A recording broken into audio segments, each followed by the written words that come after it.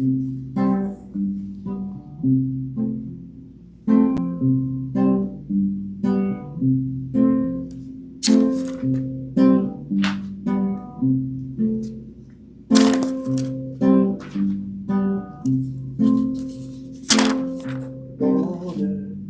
County Tonight with Andy Essler.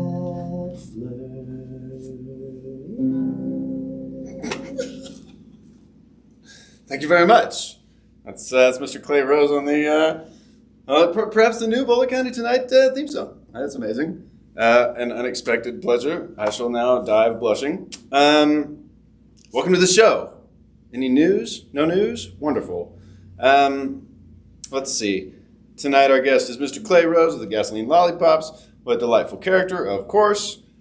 Nothing new going on in my life, I guess.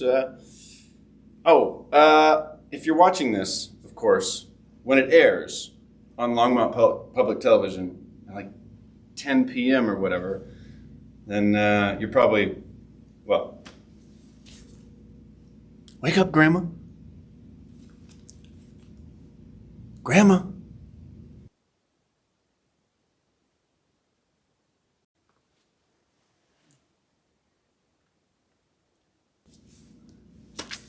Hi, Grandma.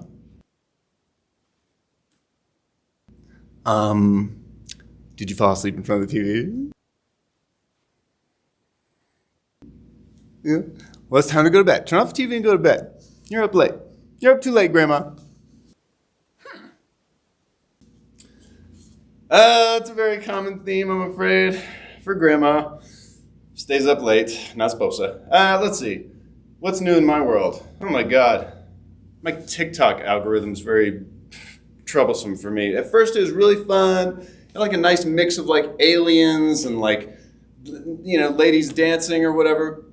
But over the months that I was using it or whatever, the algorithm discovered that like my true darkness is like I need a lot of therapy advice.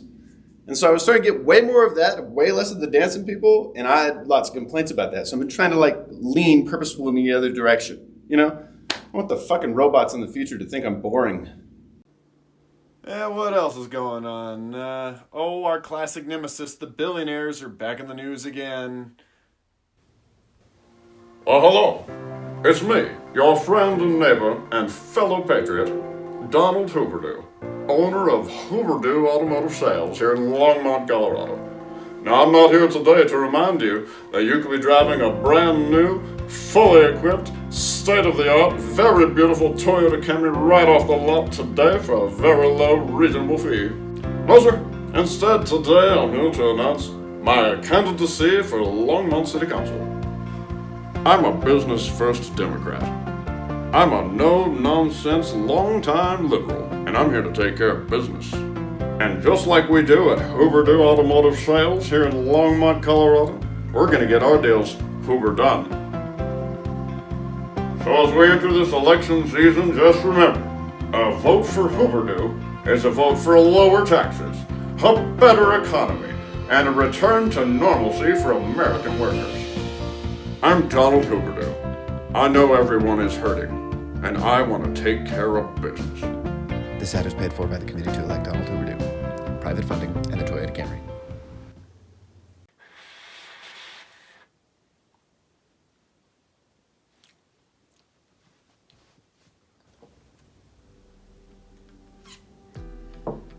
Hi, I'm Kevin Stillwell, and I'm running for Longmont City Council.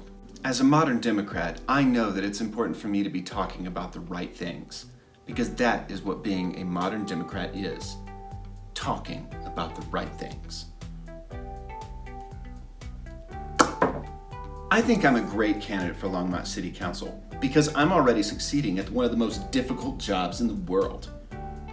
I'm a parent. Hashtag dad boss. I have 2 beautiful children, and just the other day, I was having a conversation with my daughter, Equity, and she asked me, Dad, why do you want to be in the Longmont City Council? And I told her, darling, it's because Dad wants to use his talking to speak up for everyone in our community. And then my little 2-year-old son came up and said, "Dad, I'm proud of you." And I said, "I'm proud of you too, Black Lives Matter. If you would like me to serve you on Longmont City Council, I know it'll be my job to speak up and speak out. So when it comes to the most important political and social issues of our day, like police brutality and equal rights, you can bet Kevin Stillwell will be talking. Democrats are talking. Kevin Stillwell is talking." This advertisement was entirely paid for by private funding.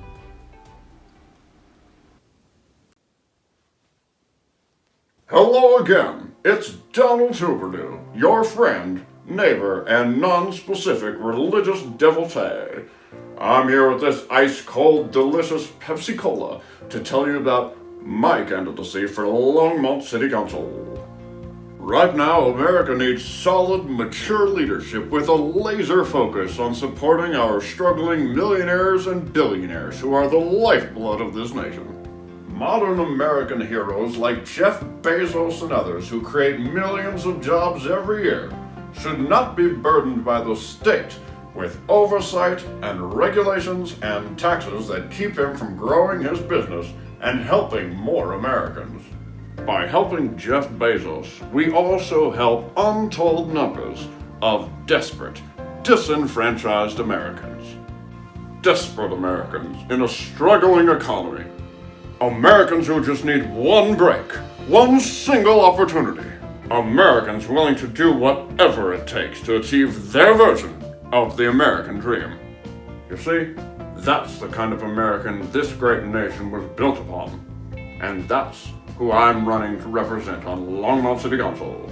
Americans who are willing to work any job, at any pay, because hard work and business are American values. Right now, America needs mature, laser focus on these issues. Right now, we need someone with experience, someone steady, not some person who's only been a Democrat a few years. I'm the kind of steady Democrat that the Longmont community needs. I decided I was a Democrat back in 1980. And as the years have gone on and I've changed my life and grown, I haven't even reconsidered the question. I don't flip-flop. What we don't need is some naive millennial talking us to death. My friends, the stakes are high in this election, and we cannot afford to be fighting social justice battles. I'm Donald Huberdeau. I'm here to take care of business. And not just with talking, neither. This advertisement was paid for by the committee to elect Donald Huberdeau, private funding, and an ice-cold Pepsi Cola.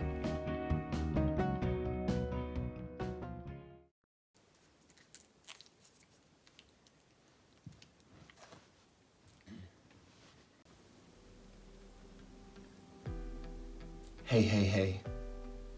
This is your friend and candidate for Longmont City Council, Kevin Stillwell.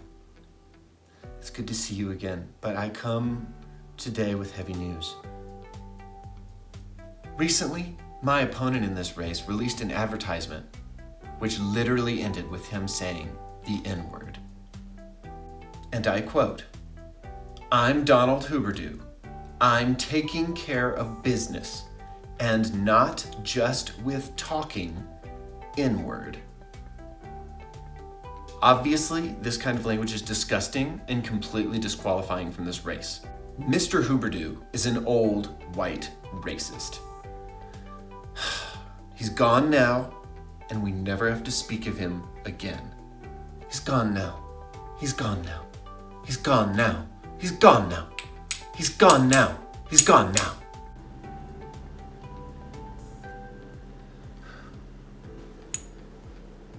I'm inspired by real American heroes like Elon Musk, who pulled himself up by his bootstraps and just a few $1 million from his family. Now he runs one of the biggest, most successful companies in the world. That's a rags to riches story that I understand and I can get behind. Imagine the good that Elon Musk could have done with the money that he received from his family if the inheritance tax was fully abolished. That's the kind of change that makes all the difference in the life of a regular worker.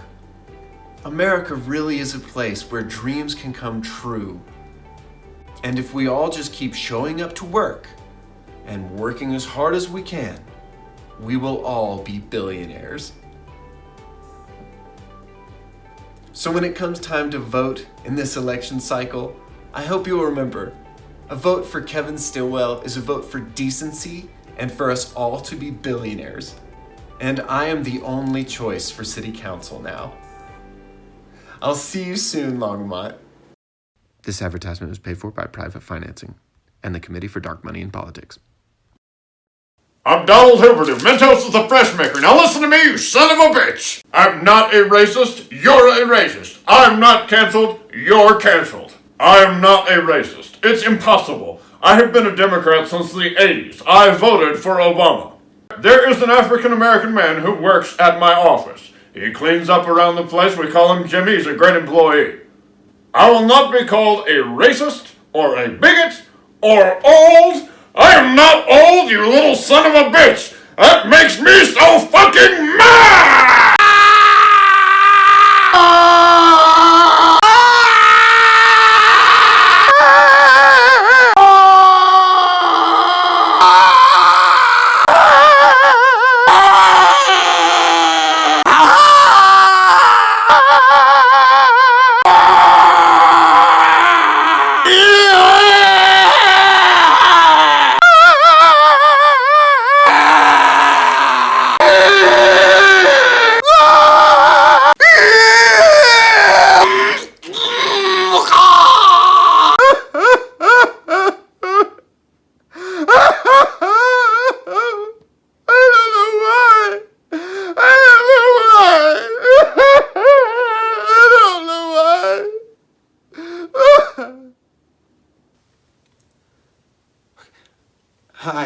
Hi, it's me, Kevin Stillwell.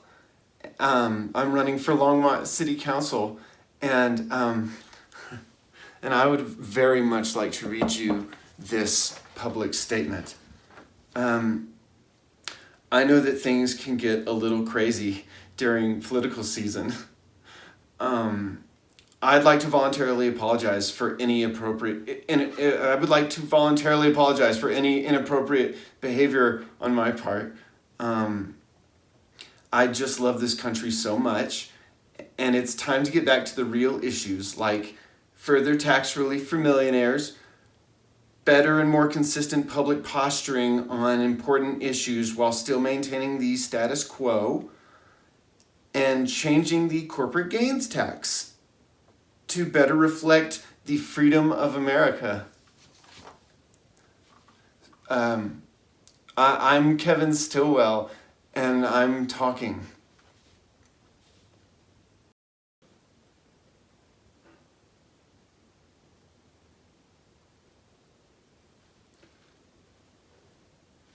Hello. This is...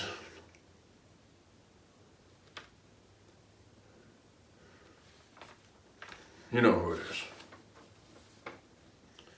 I would like the opportunity now, please, to voluntarily read this public statement. I know that things can get a little crazy during political season, and I'd like to voluntarily apologize for any inappropriate behavior on my part. I just love this country so much. I'm doing it. I'm doing it. This is me doing it. This is me doing it. You don't have to threaten me. I'm doing it. And it's time to get back to the real issues like further tax relief for millionaires, better and more consistent public posturing on important issues while still maintaining the actual status quo, and, of course, changing the corporate gains tax to better reflect the freedom of America.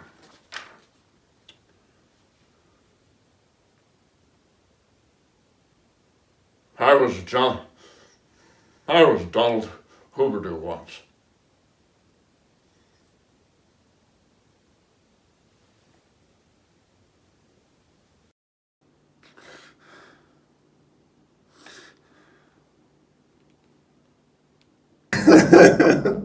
No, but I do appreciate you coming on the show.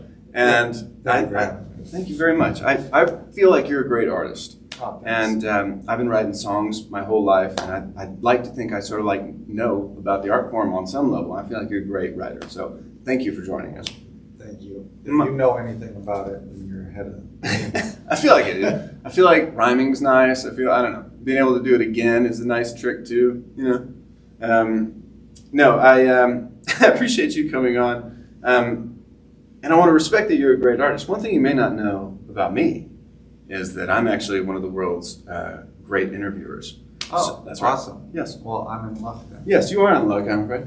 And so I've got like a few like really unique, beautiful questions to ask you. And the first one I want to ask you is, where do you get your ideas for your songs?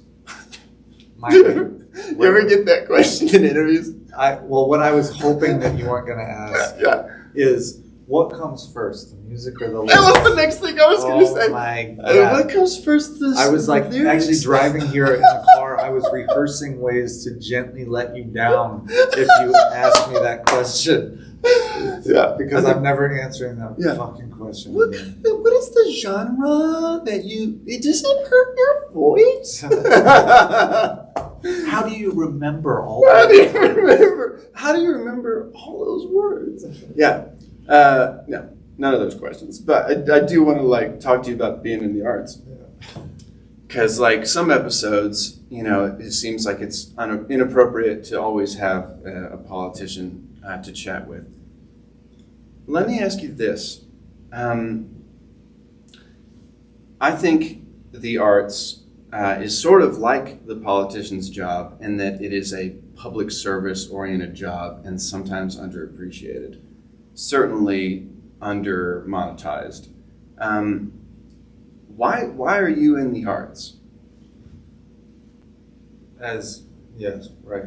You know? Why would I hang my soul out like a wet rag to dry for public service? Yeah. Yeah, that's exactly what I mean, Clay. Only that I've tried not to, and I lost my mind. Mm-hmm. That's the only. I know that it's in all kinds of ways it doesn't make sense at all. But in the one way that it really does is, and it's the reason why I got into music in the first place, because I heard a Leonard Cohen record when I was like 12 or 13. Okay. And I really identified with how broken he was. And it was the first time that I really saw for sure that you could take that brokenness and make it something beautiful. I see. Right?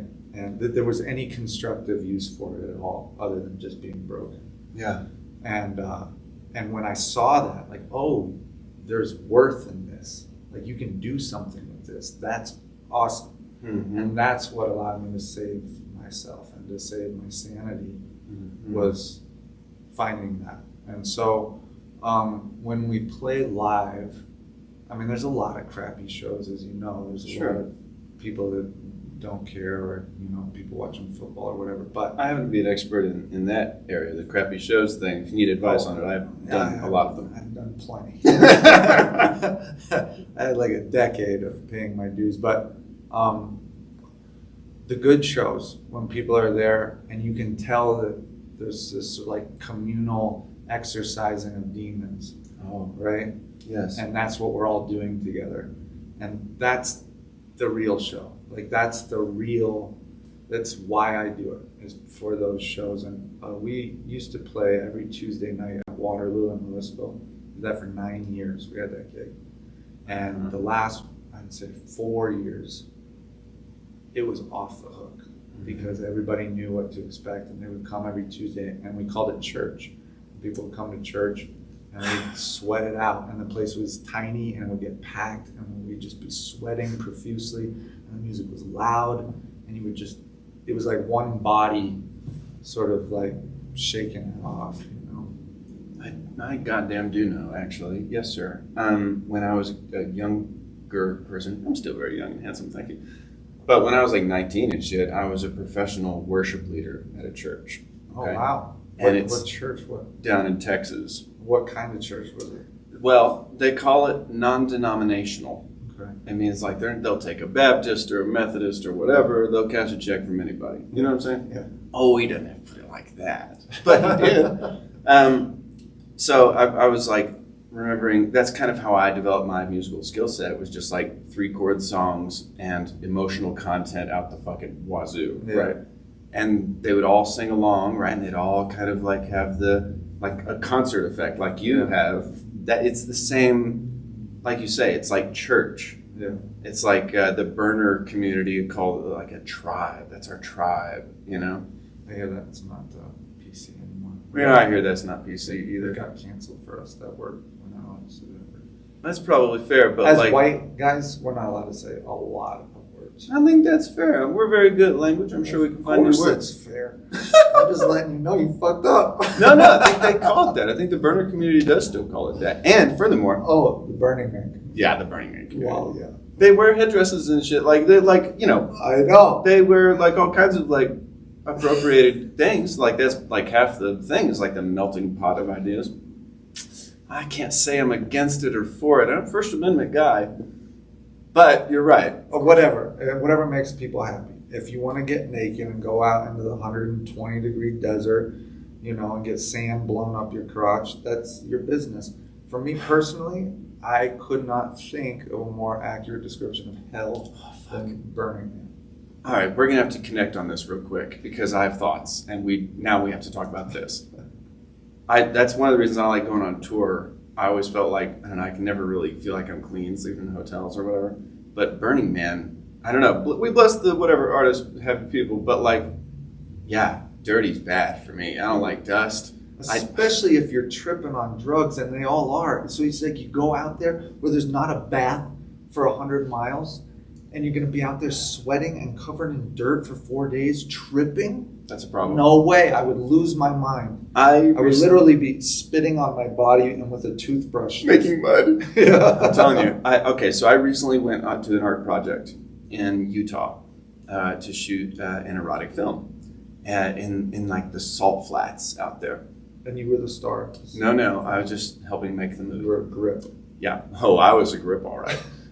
But we were like shooting this like fire dancing thing out in the like salt flats, and then we showed up kind of early in the week, and then later in the week there's supposed to be a big art festival, like a Burning Man type thing in Utah. On the salt flats. Right, and it is exactly as you describe it. It's windy, salty in this case. Right, it's worse. Instead of sand being blown in your crotch, it's salt.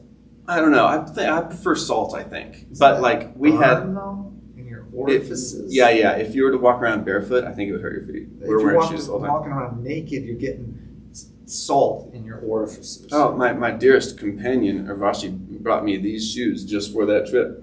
I can slip them on and not walk too much in the dirty places. But it was like we had a good time, of course. We were surrounded by awesome people, whatever, and like allegedly a lot of drugs.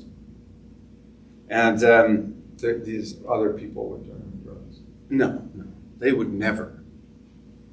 So my friend actually brought like a camper thing full of like water and like a shower. So you could shower once a day, and like there was cooked food and chef and stuff. But then like our whole camp blew the fuck down on like day 2. And like that's how I hurt my hand. I stabbed myself in the hand. Because the wind was blowing? Yeah, and it was just frustrated, you know. We had to take down this big tarp, and I was fucking just cutting it off the thing because it was a fucking emergency. As I did it, I fucking really hurt myself. And I had to have nerve surgery. That's why I can't. Oh live with yeah, I more than remember this. when your hand was all in the cast and everything. Can't do it. All done playing guitar for a minute here. Are you serious? Mm-hmm. Just do the Django Reinhardt thing. Yeah, but like I don't know. I'm not gonna goddamn relearn to play guitar. You know what I mean? Why not? What else are you gonna do? I'm doing this. You know, I'm just doing something else. I sell paintings. I do watercolor stuff. I make movies. Whatever. If you don't need to play guitar? I can still play piano a little bit. And once this gets a little more use, I'm sure I'm coming back to playing guitar. But whatever. Okay. I don't mean to like derail and talk about. Yeah. This But is about being dirty in the desert, Yeah. even though you're surrounded by beautiful art and beautiful people, I mean, it's skippable. That the dirty desert part of it, It's not as bad as being dirty in a city, though. or in the forest. Well, no, like city dirty Oh. is the worst. Have you ever City been dirty. homeless in the city? No, sir. Yeah. No, I never It have. gets gnarly. And Oh, it's yeah. a different kind of gnarly. Oh my God, I don't have any experience at all. Yeah, that's gross. Oh man. We worry about that community often on this show because Boulder County is a little bit strange. Nazis. They're tough. They're In Nazis. Boulder, it's fucking mean. Yes, that's what I'm saying. Mhm. Yeah, I was down there throughout the winter. We were doing this, we called it Harvest for the Homeless. Mm-hmm. And we were down there every Tuesday at the band shell. Really? Yeah, and we, get close together. Man, it was freezing cold, and this has been a thing since I was a little kid. Boulder City has fluctuated a little bit with how they treat the homeless. Right now, it's kind of as bad as it's ever been. Yeah, that was one of the main things we talk about. Yeah, and back when I was a kid, the Boulder homeless shelter, and I think this is still the case, if you don't blow zeros in a breathalyzer, you don't get in. And so on a night when it's 20 below zero, and you come up and you blow because you've been drinking whiskey trying to keep yourself warm, and then these dudes just freeze to death. Yeah, and there's a surprisingly low number of beds Yeah. in Boulder as well. Well, they don't want to house them. They don't want to. No, and they they don't want them to to- like try and camp either. No. They have like an anti-camping ordinance, which basically just means if you're homeless and it's night and you're unconscious, it's illegal. Yeah. It's crazy too, like with COVID and all this, and there's a lot of people that could not afford their rent, and Yeah. when the moratorium on evictions was lifted, I think the city council or whatever in Boulder likes to think of the homeless, generally speaking, as crackheads and Yes. mentally ill junkies. Stuff They want like to that. try and stigmatize them Yeah, so exactly. they feel like it's their problem and not Right. like a community. But when the moratorium on evictions was lifted, all of a sudden we got a lot of normal people, Yeah. right, family people out there, and they're getting their tents just swept. Yes. by And the rent is cops fucking and- 1,600, 1,700 for a one bedroom, Exactly. whatever. I don't know what people are supposed to do. No, and then they just try to push them out to Denver, which they do, and then Denver comes and bulldozes like a mile-long camp along the Platte. And like, You know? who is that helping? No, Does that help? I think it's helping the people that like to jog down the Right. bike path and see only pretty things. They're tired of seeing the problem. Yeah. Yeah. Well, here we are in like Boulder County. You would think like, being like kind of a liberal place, of course, some of the stuff is just like a weird blind spot. Well, I don't think it's helpful either. I think it's self-destructive. Like being blind or not seeing poverty or sickness or death, right? Like the more we hide those things from ourselves, the bigger the small imperfections of life seem to be, right? Mhm. And we become focused on those. And there's an itch there that we're trying to scratch and we don't know what it is. And what it is suffering. We are used to being right next to suffering. That's the natural way of living. So when you take that out, we need to find the source of suffering because we feel it intrinsically. It's like part of our DNA. And if it's not poverty or sickness or death, as it normally was for tens of thousands of years, then it's that they forgot to put lemon in my non-fat latte. You know what I Right. mean? And then I'm going to throw a fit about that, or the Dow dropped 2% or whatever Right. the fuck. Yeah. And we get really crabby and isolated and miserable. But if you go to like Delhi, right, out there in the slums, and it's all right there, the poverty, the sickness, the death, there's lepers on the street. And those people are the friendliest, most communal, like caring people. They all know, everybody knows their neighbors because you got to survive, and they live in these communities that are really interconnected and caring for each other. We don't have any of that here. Yes, I agree. And I think like even normal people are more isolated than ever, of course, with all the COVID stuff that just came through, I wonder, what is there to do but kind of like slowly try and change that emotional context in the kind of like social conversation so that like it wouldn't seem such an impossible task to sort of get back to relating to each other. Yeah, I think it's strange. I think that at some point we started thinking that evolution, if we were a truly evolved species, we would no longer have poverty, sickness, or death. Right. And so we do our best to hide those things to make it look like we've evolved. But that's not the real direction of evolution. The real direction of evolution is how do we relate to poverty, sickness, and death? Because we'll never eradicate them. You know what I mean? Boy, that's a fucking brilliant point. And so to not relate at all is not evolution, it's just delusion, you know? Mm-hmm. Yes, I hear when I talk about this issue basically every week. And the notes that I hear basically are, we're not sure what else to do other than what we're already doing or how to provide more economic juice toward those programs. And then also I hear this idea of like, if we provide those programs, it will attract more homeless people to our community. So like, it's this sort of like self-defeating way of approaching the problem. Every city in our county seems afraid to provide too many services, when really, if they could just sort of coordinate the services they do, they could all sort of be at the same level together, doing more maybe. And you could also, I mean, they would be a model for every other city in America because they're all suffering this problem, right? That's right. And if one of the wealthiest cities in America, Boulder, right, had a really integrated system of dealing with homeless and mentally ill to where the community is actually relating to them and, you know, and they're healing and we're getting along as a society and there's compassion and people feel woke on a real level because they're actually fucking doing something. You know? I think that it could be a model for a lot of cities, you know, it's not, I don't know. What are they afraid is going to happen? That all of a sudden Boulder is going to become shantytown? You know, like that's not. Really seems unlikely. Yeah. Yeah. They're afraid that they're going to have to spend that fucking 17% sugar tax on feeding the homeless, you know, instead of what? I don't know.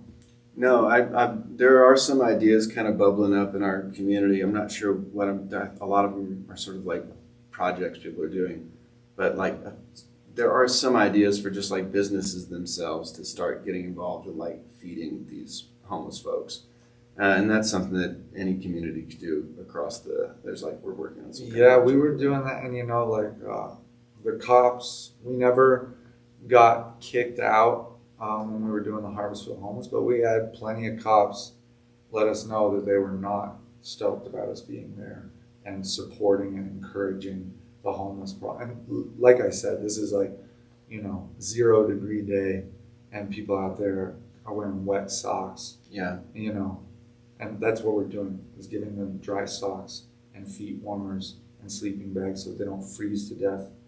And the cops are saying that we're encouraging them. By what? By not killing them with neglect? Yeah, I don't like that.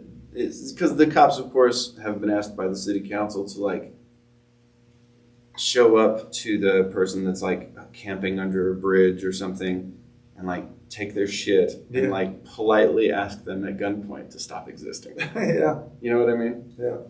Because I think there's like even a church or a collection of churches here in Longmont that are outperforming what we're doing in Boulder. Oh, yeah. That's embarrassing. Yes. Like, absolutely. That's incredibly embarrassing. It really is. And encouraging, whatever. We bless the Christians doing the nice work. That's nice. And helpful for the community. And helpful in a way that the community sometimes itself is a little too selfish to provide. Yeah, absolutely. So that is a nice thing. We're appreciative of the kind folks in the community. But it's, I think, embarrassing on the level that, like, a few small organizations that really are just small businesses, you know, are able to outperform what we all do together. Yeah. That's bullshit. Yeah. That doesn't seem right.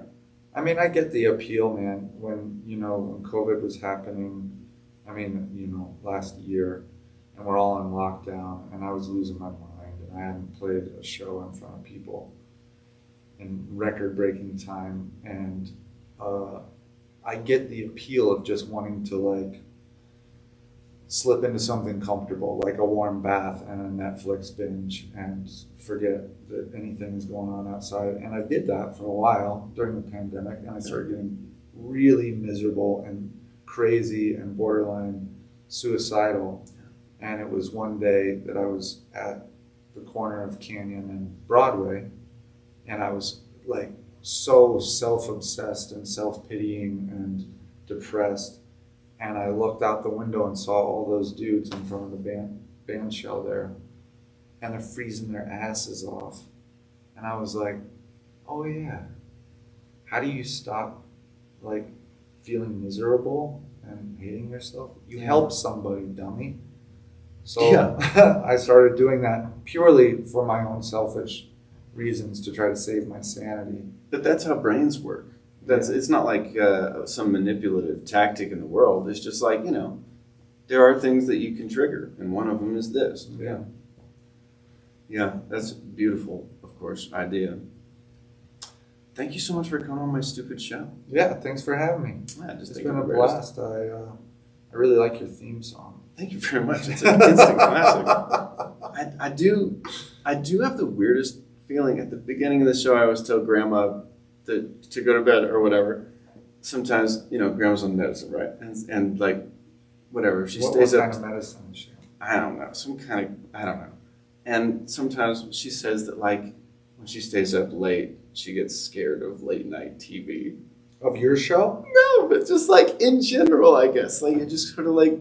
Well, TV in general is scary. I understand that. And if you're up late at night and on drugs, and perhaps you're a little infirm. She's a delightful lady, but I'm gonna maybe call and check on her. Grandma, you better be asleep. Anyway, Clay, thank you so much for coming on this show. Thanks for having me. The Gasoline Lollipops, wonderful music. You find that in the world on the internet, which, get this, you're already on. So it's really just a different click a different thing, and all of a sudden, tunes. Thanks for watching.